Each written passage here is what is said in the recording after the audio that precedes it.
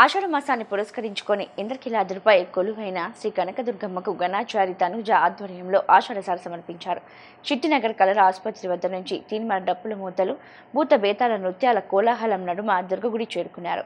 గత 7 సంవత్సరాలుగా నిరంతరం అమ్మవారికి ఆషాఢసార సమర్పిస్తున్నామని, నగర ప్రజలందరూ సుభిక్షంగా సంతోషంగా ఉండాలని దుర్గమ్మను కోరుకున్నట్లు గణాచారి తనుజ తెలిపారు. ఇంద్రకీలాద్రిపై కొలువైన కనకదుర్గమ్మకు ఆషాఢ మాసాన్ని పురస్కరించుకొని భక్తి శ్రద్ధలతో ఆషాఢసార సమర్పించారు. గణాచారి తనుజ ఆధ్వర్యంలో జరిగిన ఈ వేడుకల్లో భాగంగా చిట్టినగర్ కలర ఆసుపత్రి వద్ద నుంచి తీన్మార్ డప్పుల మూతలు, భూత బేతాల నృత్యాల కోలాహలం నడుమ ఘనంగా ర్యాలీ నిర్వహించారు. ఈ సందర్భంగా అమ్మవారికి ప్రత్యేకంగా సారె మరియు బోనం సమర్పించి మొక్కులు చెల్లించుకున్నారు. ఈ సందర్భంగా గణాచారి తనుజ మాట్లాడుతూ, గత 7 సంవత్సరాలుగా నిరంతరం అమ్మవారికి ఆషాఢసార సమర్పిస్తున్నామని, నగర ప్రజలందరూ సుభిక్షంగా సంతోషంగా ఉండాలని దుర్గమ్మను కోరుకున్నట్లు తెలిపారు. గణాచారి దుర్గారెడ్డి మాట్లాడుతూ, అమ్మవారి సంబరాలు నిర్వహిస్తూ నిత్యం అమ్మవారి సేవలో తరిస్తున్నామని, ప్రతి ఏటా క్షీరసార సమర్పించడం ఆనవాయితీగా వస్తుందని చెప్పారు. ఈ వేడుకల్లో పాల్గొనేందుకు ప్రత్యేకంగా హైదరాబాద్ నుంచి తమను ఆహ్వానించారని, అమ్మవారికి బోనం సమర్పించడం ఎంతో సంతృప్తినిచ్చిందని తెలిపారు. ఈ ఆధ్యాత్మిక కార్యక్రమం భక్తుల కోలాహలం మధ్య కనుల పండుగగా సాగింది.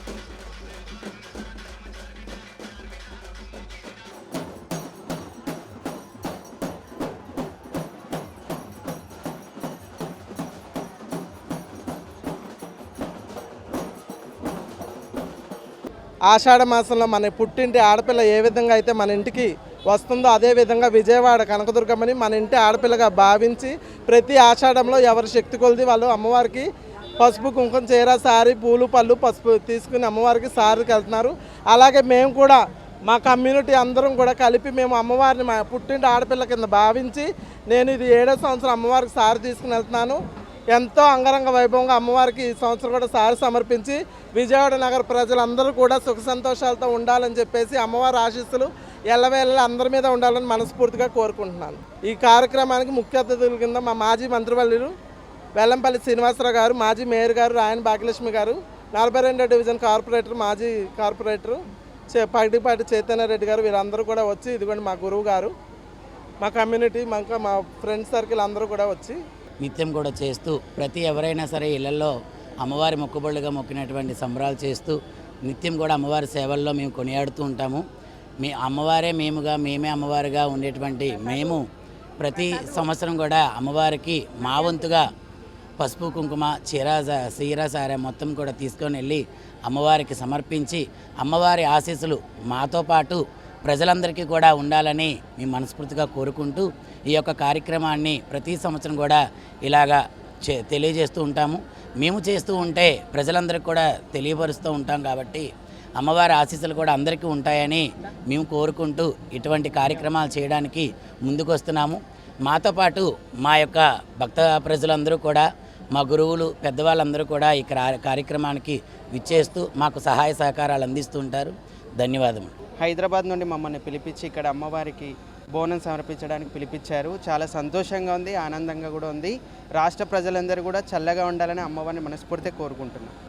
బోనాలు అతి ఘనంగా నిర్వహిస్తున్నారు.